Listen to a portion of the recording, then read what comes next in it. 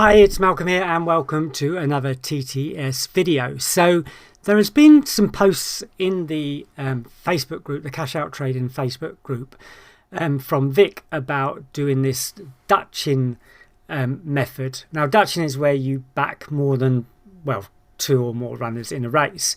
In this case, it'll probably be somewhere between 3 and 4. And yeah, somewhere between 3 and 4. It depends, obviously, on the race. So his idea is that you can either use the AVG1 column, so we could sort by that and have a look at the runners there. So these are the top ones that we would be looking at to use. Or you could do it by the ticks column, so we could look this way as well. So we'd look at these 3. Now, one of the things that Vic says is not to use races where you haven't got at least 3 form pieces of information. So there's no information here, only 2 there. So that race we wouldn't use. This race, which we kind of pretty sure we did earlier, this is the one we won 33% on. And so in this case, I used the ticks. I kind of actually, so it's either the AVG1 or the ticks, one or the other. Sorry, that went up there. So basically, if we looked at it, it would be, this race has gone now, so I can't do this live. But if we looked at this race, these would be our top runners, and I'm pretty sure Unlimited one, but I can't remember it precisely, but I'm pretty sure it did. So then the one that I want to show you now is this 1540. So basically this is the race. So if we have a look down, we can see that again, I've sorted it by the ticks. This is the average tick value, which is the numbers within the brackets here. So 66, 57, 39, 37, we go downwards. So basically that's all the criteria really is. Now obviously if you decide to do it yourself, you could come up with different criteria or add in different. I mean, I liked this one as well because, you know, in the possible top 4 that I'm going to be on, 3 of them were also the top AVG ones as well. So it kind of, that one wasn't up there, but the other 3 were. So I kind of liked it because of that. So mixing the 2 together in a way. Also, the top tip runners were in those 2 as well. So all those kind of things help you decide, you know, should I be on this selection or not, or these selections or not. But they kind of help me. So what we do now is we'll have a look at BetAngel to do it. BetAngel's got all the stuff. So basically we're looking at this 540. So if I untick these again just to show you. So the first one is the C of Elzam. I think that's how you pronounce it. So I'm going to back that one, and you can see £2.85 profit, but I don't want to back one runner. I'm trying to back as many as I can. Now I'm staking £1 and I want to win at least 25 pence.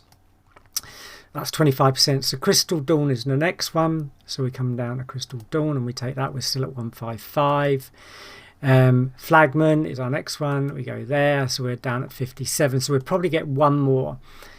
So we go for written broadcast, which is there. That means it's a little bit under 25%. It might come out before the race goes off. We've got 3 minutes before the race goes, but it's around it. If I take out written broadcast, that does put it up, but I kind of think I like having those top 3 there and this odd one here. So it's roughly around right. I mean, it might be 20%, 25%, somewhere around there. The last one I done, which I posted in the Facebook group, I actually made 33%. So sometimes you get a bit more, sometimes you get a little bit less, but you want to really try and be on 4 if you can. His only other stipulation is if one of the ones that you are not on is under 5, then you may want to miss that race, but none of these. That's 10.5, 22, 31, 20.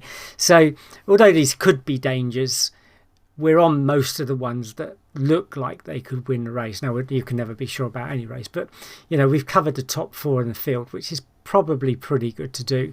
We've got an 81% book, which means, you know, we've covered a good percentage of the book. And there's a good chance we're going to get a winner. So what I'm going to do is I am going to pause the video now and come back at when the race starts, and then we'll see if we win or not. Okay, I will see you in a moment. Okay, so we're coming up to post time. A couple of things that I wanted to mention is that I don't actually place the bets until I see the runners kind of loading. Sometimes you can get a withdrawal before the race. Now, obviously, when we're talking about stalls like here, it could be the last moment that one of these runners gets withdrawn because they can't get in the stall or something. So it's a difficult one to do, but you just got to try and read it the best you can. I always watch the race. Just remember, I'm using Betfair Live, which is pretty much around the right time. It's probably a few seconds behind, so just be a bit aware of that. So we're coming up. I'm not going to make 25% on this, but they're loading now, so I think I'm going to place the bet as they load in, and then we can see where we are. So the price going up a little bit. They're still loading at the moment. Could have got 23 then. You've got to be quick as well, because sometimes you won't get matched and you need to adjust there. So I'm going to go in now. So I've got 22. And you see this one here, 5.3. I haven't got matched yet, so I just got to watch that because the price is dropping over here. And so I might have to drop that just to get matched because it's dropping quickly. And I want to get matched before the off, otherwise I'm going to be without. There you go, I got matched. See, that price was suddenly dropping quickly, which is a pain. Right, okay, so if we go to the race, we can see here the race card. So I've actually, it's now all over the place because I had to drop my price on written broadcast. That if written broadcast wins, I only win 14 pence, so I'm out. But that's just Dutch in it. You know, you can't always be sure. You could. So we can probably tell. I won't put the volume. Oops. I'll put the volume up a little bit, but. So we can normally tell by the price, you know, who's winning. This is a 7 furlong race. It's quite a quick race. So number 2 is kind of in front at the moment, but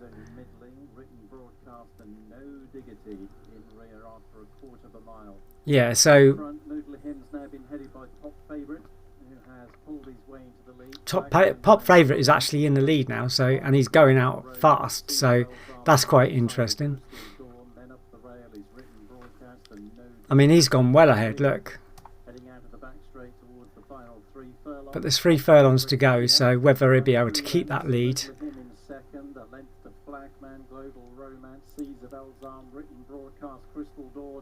And finally, No Diggity. Just over a quarter of a mile to go. Top favourite by 2.5. Mudlahim trying to bridge the gap. Flagman a length and a half away in third. Caesar Belzarm driven along on the outside. So we can tell by the price. Running on along with Global Romance. Top favourite and more than a length clear, passing the furlong pole, but Written Broadcast, Crystal Dawn, Mudlahim are all closing in. Pop favourite swallowed up inside the final 100 yards by Written Broadcast, who goes on to win. So we won on the one we probably didn't want to win on, but basically that's how it works. That's you know, Dutch in the 4, well, I managed to get 4 runners. I didn't make my 25% on that one, but you know, that's just unfortunate. The price started to drop just before the off. If I'd have taken it maybe a few seconds before, but I always like to make sure that you know, there isn't a withdrawal or something like that, because that really mucks your Dutch up. So anyway, that's how you do it. I hope you found that interesting. You can do it with TTS. I'll leave a link to TTS in the in the description below, along with a link to some freebies and to the Cash Out Trading group on Facebook, which you can have a look at if you want. If you're watching this on YouTube, please subscribe to the channel just to see other videos like this, and give it a thumbs up because that helps me with the algorithm. So thank you very much. And I know I talk very quickly, but I will see you in the next video. Bye bye.